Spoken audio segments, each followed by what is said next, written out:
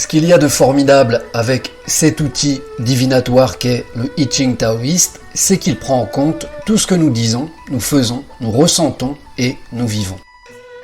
Ainsi, dès que nous faisons appel à lui sincèrement dans notre démarche, alors il nous livre un tas d'informations pertinentes à étudier. J'utilise cet outil divinatoire uniquement dès lors que j'ai besoin d'éclaircir des situations floues ou que les interrogations se précisent sérieusement, mais pas que, aussi parfois par jeu, essentiellement pour affûter la pratique et non pas par curiosité mal placée. C'est surtout afin de voir où peuvent aller les choses et si elles correspondent réellement aux hexagrammes, sous quel sens, sous quelle forme, sous quel contexte, ainsi que les coïncidences et les signes qui ressortent avec insistance. Car ce I Ching est très subtil, sa grande particularité est que vous n'avez pas besoin de poser une question, il vous suffit d'être attentif et observateur aux situations de la vie qui se présentent à vous et de noter l'heure précise, le jour, le mois, l'année, mais également la direction exacte parfois d'un moment ou d'un événement que vous voulez approfondir. Et aussi incroyable que cela puisse paraître, après une formule de série de calculs, les premières réponses se dévoilent. Je m'explique, imaginons que j'aille faire une balade en forêt et que je croise une personne qui m'interpelle par son comportement. Avec le I Ching taoïste, il est possible d'en savoir beaucoup plus et de remonter le cours d'une histoire dans le temps, parfois d'une journée, ceci avec des réponses futures à la clé. Ce I Ching puise dans la source de manière naturelle, avec une simplicité enfantine, mais pour autant, il reste complexe. C'est ça le paradoxe, et il ne faut pas s'y méprendre.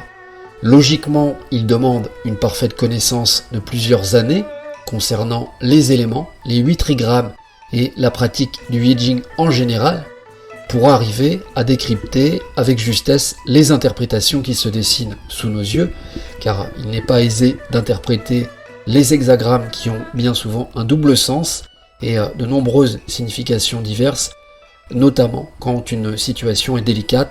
C'est pourquoi il est absolument nécessaire de méditer régulièrement, de manière à rester ancré à la terre et neutre pour tout pratiquant. Pour ceux qui veulent en savoir plus, la création du I Ching est racontée dans le Tachuan, qui est un grand traité chinois.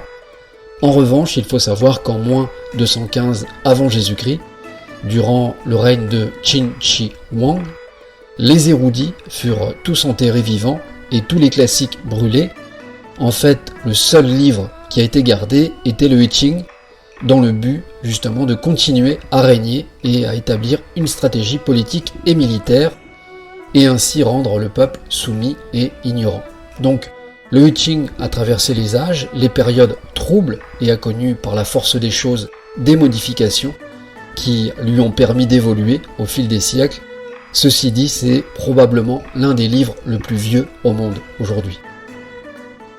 Le caractère du mot chinois He de I Ching symbolise la combinaison du soleil et de la lune réunis, mais aussi leur complémentarité, même s'ils s'opposent, puisque le yang et le yin donnent naissance à toute vie et à toute chose sur terre. La lumière comme l'obscurité nous sont donc indispensables, l'un ne va pas sans l'autre, ils sont le principe de la vie même.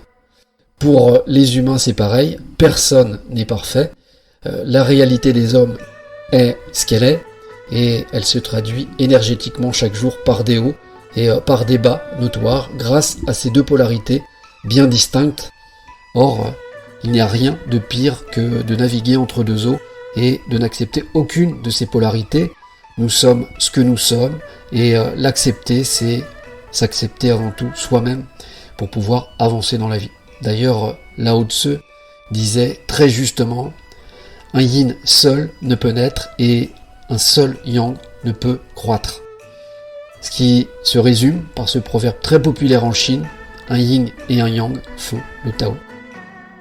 Quoi qu'il en soit, on en reparlera dans le volet 4, des essentiels à retenir pour ceux qui veulent commencer à pratiquer le I Ching, et vous comprendrez par vous-même toute sa subtilité, car cela va plus loin encore dans la compréhension quand on s'y plonge profondément avec une réelle intention.